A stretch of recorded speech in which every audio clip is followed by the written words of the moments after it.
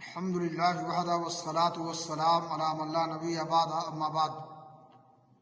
محترم ناظرین، اخلاقیات کے باب میں اس خصلت کو بنیادی قرار دیا گیا ہے کہ مسلمان اپنے مسلمان بھائیوں بلکہ تمام انسانوں کا بے خواہ اور خیر خواہ ہو۔